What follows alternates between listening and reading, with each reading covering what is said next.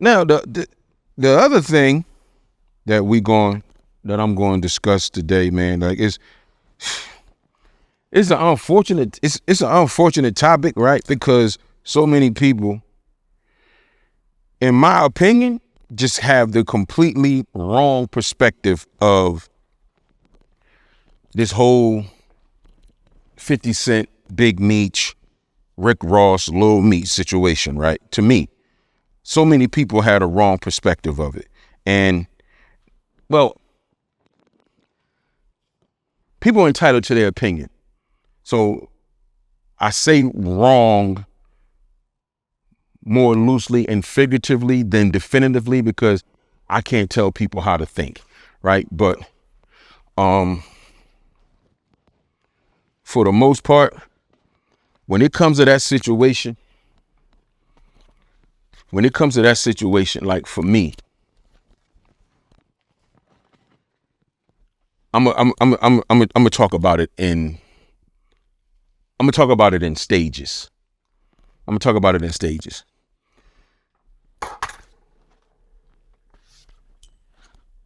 50 is upset to the public eye, to the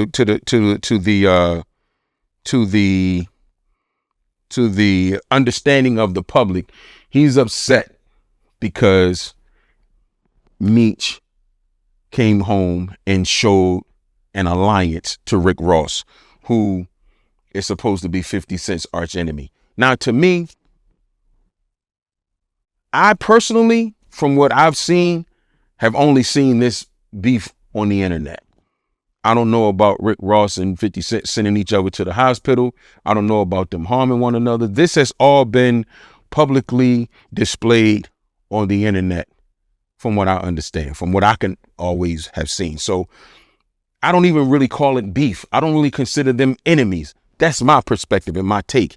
But when it comes down to 50 doing the BMF series,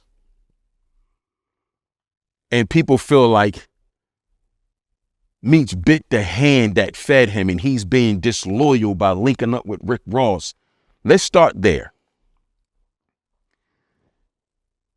Big Meech was not a low-level street dude who 50 Cent stumbled upon and said, "Hey, buddy, I could change your life.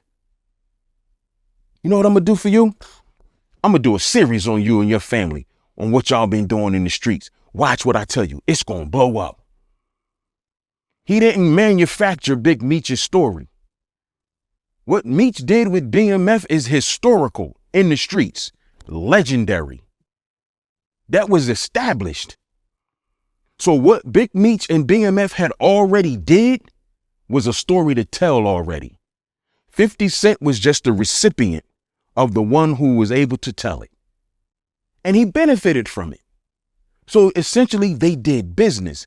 People with this perspective of, oh, nobody wasn't thinking about Big Meech until 50 when it did. Let's give you that. Be that as it may. Let's just say nobody in the world was thinking about Big Meech. If 50 had went to him and said, "Hey, I'm going to give you the money from this. I don't even want no money. I'm going to give this to you and your family. This is a gift." That warrants loyalty. That would warrant loyalty. But if I have something of value, I don't care if the world not thinking about me. I don't care if the world is not thinking about me. If I have something of value and you come to me to utilize that value for the benefit of us both, then that means what I had was valuable to you as well. If a man is in the woods by himself that nobody knows about, and he holding a bag of diamonds, ain't nobody thinking about him, but he's still holding a bag of diamonds. So if somebody comes across him in those woods and say, "Hey, you got a bag of diamonds. Man, I know somebody that'll buy those diamonds off you and give you a bunch of money for it." And you take that person and they sell those diamonds, they get money, The person who bought the diamonds get money, and you get money for bringing the diamonds to the buyer. Guess what? Y'all all did business. The person who you found holding those diamonds, they don't have to be enemies with the people that you're enemies with. That's asinine thinking. That's asinine to think that. Just because Meech and 50 did business, not to mention the fact Ross and Meech already had a relationship years prior to the BMF series even taking place. So at the end of the day, where's this loyalty that people are looking for? What it does is it shows the mindset of a lot of people. A lot of people that has been speaking about this, they have simply shown that they are not the type of people that you would want to take something from. That they're the type of people that you won't want a favor from. That you're the type of person, that they're the type of people that you wouldn't want to help you if you was down. Because they're never going to let you forget it. They're going to always throw it in your face. And they're going to have ridiculous expectations of you in return for it. That's crazy. That's not loyalty. That's leverage. It's not love. It's not loyalty. It's leverage. If I do something for you that we both benefit from, but now I expect you to move how I move, like who I like, dislike who I dislike. If I expect that out of you, I didn't do what I did because I cared about your situation. I did that because I thought I could exude leverage over you. And then if you don't let me exude that leverage over you, I throw a fit. That's what we're witnessing. Hate it or love it. That's what we're witnessing. That's that part. Let's get to the Lil Meech part. It's sickening and disgusting to see how people have turned on this young man. For a lack of a better term, because I'm speaking how I speak. Everybody was dick riding this boy for his role on BMF. He didn't do nothing to nobody. He put out he sent 50 a text message because he thought he was texting his friend. Even if 50 mad at his dad, even if his position was going to be, if I ain't messing with your dad, sorry, youngin', I can't mess with you. You know, you my man, but I'm going to have to fall back because me and your dad going through it. That's respectable. But to take his text message and put it on the internet to embarrass him, again, what do people call loyalty? Because he didn't have to take Lil Meech or put him in acting classes. He didn't have to take him under his wing. He was dusty. Wasn't nobody thinking about him. Okay, all of that is cool. But again, 50 is a businessman, so he invested in Lil Meech. And he got an ROI, which is a return on his investment. Again, him displaying Lil Meech's text message automatically tells an intelligent mind that you never loved him in the first place. You couldn't have. If you love somebody and they do something foul to you, if foul is not in you, you will not give foul in return. You may not ever speak to them. You may never deal with them. But if it's not in you to be that way, you're not going to do it. You're not going to do it. Lil Meech didn't do anything for 50 to do that to him. And what happened? Like true black culture, internet, social media culture, dick eating as it goes, everybody jumped on this young man's shoulders. He didn't do nothing to nobody. What did he do to deserve people calling him names and he ain't loyal and that's what he get? And now all of a sudden he ain't who he was on BMF the series that everybody was just loving. It's just corny. It's corny to me. It's corny to watch the arguments about it because people keep talking about this loyalty stuff. You are loyal to your friends. Loyalty goes with friendship. Loyalty goes with respect. And loyalty supersedes and goes beyond conflict. Listen to me. Loyalty supersedes and goes beyond conflict, which means if I'm your man, you my man, and something goes wrong between us, and we may fall out, But the love and loyalty that we've established over a course of time may force us in different directions, but it'll never allow neither one of us to disrespect the other one publicly. That's what loyalty is. So if 50 had all of this loyalty and love that people keep talking about as it relates to Lil Meech being taken under his wing and him putting him in acting classes, if all of that was done for love, he never would have did nothing to hurt that kid unless the kid did something to him, and he didn't. So people trying to have this loyalty conversation, what y'all are really saying is, because 50 did the BMF series, Big Meech owe him his life. You get up every day and go to work. You get up every day and you go to work. Your boss gives you a paycheck. Your boss has the business. You're the worker. You get a paycheck every week. You and your boss are doing business. You and your boss are doing business. You having a job is an opportunity, correct? You getting that job was an opportunity. This person has a business. You needed a job.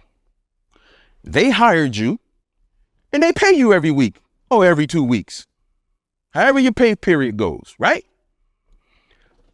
What would you say if your boss went out to the pub or wherever he hang out on a Saturday night and got into a fight and called your house and said, "Hey, John, I'm down here at Billy's. They on my ass.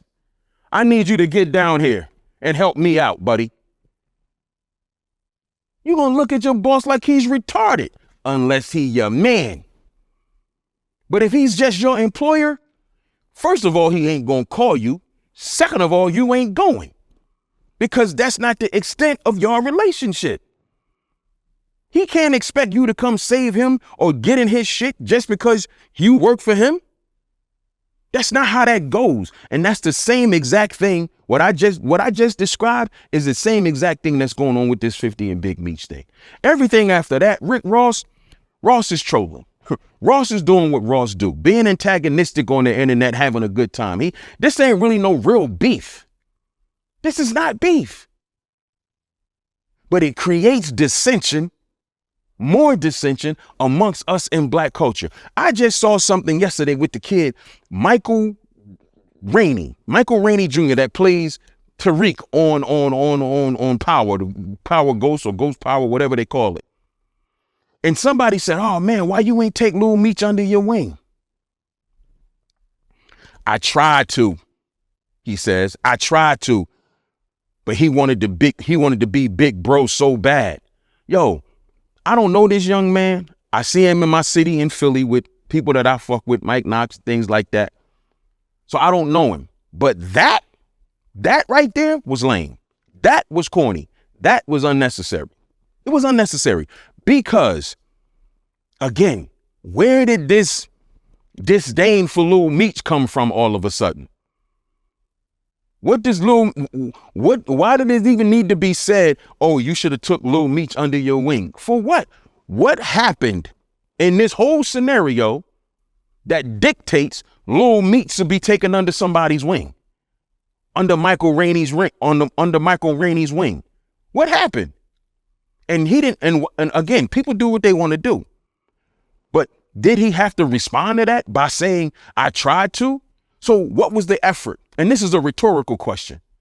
But what was the effort? How did you try to take him under your wing? What did you do to try to get him under your wing? And again, these things may very well have happened. I don't know. But what I do know is nobody had a problem with Lil Meech until all of this shit came about. And I'm still trying to understand, scratching my head, what did this kid do to anybody in this equation? It just shows that our social culture, black hip hop culture, and these social interaction have become a cesspool of dick riding. That's what's going on. Too much dick eating. And people don't care about what's right and what's wrong. People care about what's making them feel good. and what wave they can ride. But what more people don't understand is you only showing what type of person you are when you align yourself with what it is that you agree with. That says something about you as a person. Whatever you co-signing, whatever you align yourself with, it says a lot about you. So again, like I said a little while ago, a lot of people have just shown, and your family and your friends and people around you should be paying attention to a lot of people in the comments, because they'll show you through their interactions on this internet. I don't want you to do nothing for me. I see how hard you was going about that 50 Big Meech situation. That's really how you feel? So if you do something for somebody, that's what you're going to expect in return. You shouldn't expect loyalty from somebody you did business with. You should expect good business. That's what you should expect from somebody you did business with. Good business. If you expect loyalty from somebody who's not your friend, who you have not built a relationship with on loyalty, if you're expecting loyalty from them, you the fool. So that's what loyalty is. Something that you built over a course of time with a person or a collective of individuals. You build that. You don't get loyalty because I was looking for a job and you gave me one. Because if you didn't need a worker, you wouldn't have hired me. You dig?